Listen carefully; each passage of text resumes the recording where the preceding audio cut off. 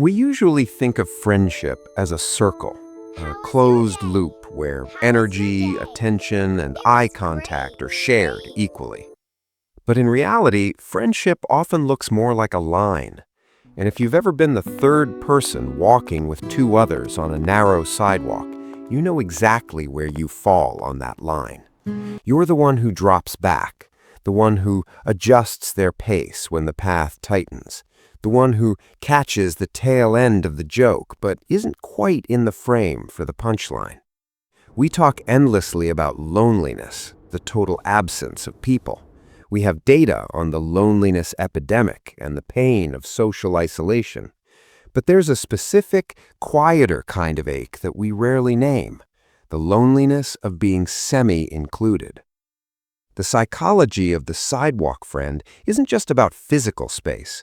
It's a formative psychological blueprint for how some of us learn to exist in the world. It's the feeling of being an afterthought while being present. And here's the counterintuitive part. Being the sidewalk friend isn't usually a result of your friends being mean. It's often a result of a silent, subconscious negotiation, a psychological surrender that happens so slowly you don't even realize you've given up your spot. Stage 1. Social monitoring and the sociometer. To understand why some people naturally drift to the back, we have to look at what psychologists call the Sociometer Theory, pioneered by researcher Mark Leary.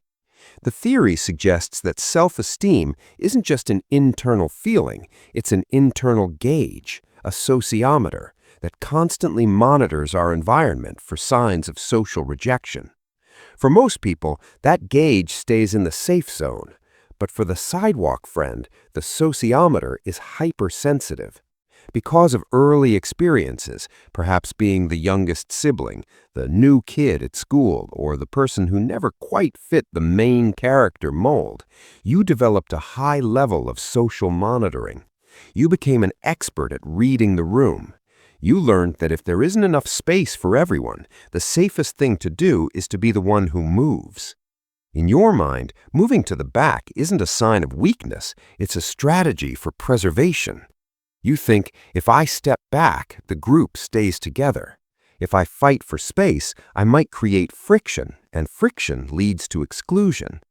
You've learned to prioritize the harmony of the group over your own visibility. It's a selfless act, born out of a deep-seated fear of being the reason the line breaks. Stage 2. The physicality of displacement.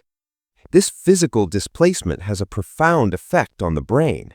When you walk behind someone, you lose the ability to see their face.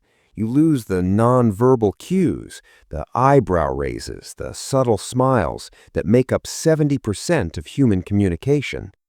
Psychologically, this creates a feedback loop of irrelevance. Because you can't see them, you stop contributing to the conversation. Because you stop contributing, they stop looking back for you. It's a phenomenon known as propinquity. We tend to form the strongest bonds with those who are physically closest to us. When you are the trailing friend, you are literally and figuratively creating a proximity gap. This isn't just about walking. This translates into your digital life too. You're the friend who sees the seen notification in the group chat but doesn't get a direct reply. You're the one who likes the photos but isn't in the photos.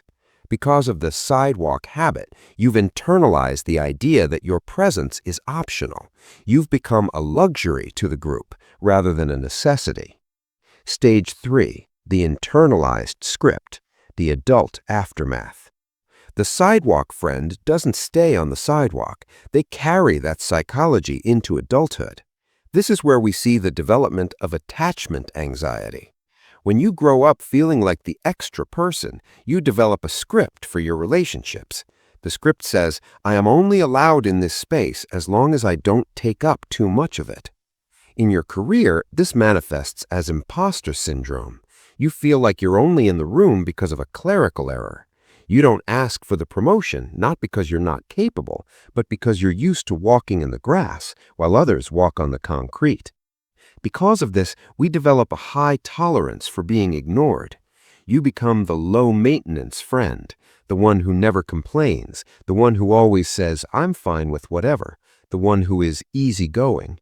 But easygoing is often just a mask for afraid to have a preference. Psychologists call this self-silencing.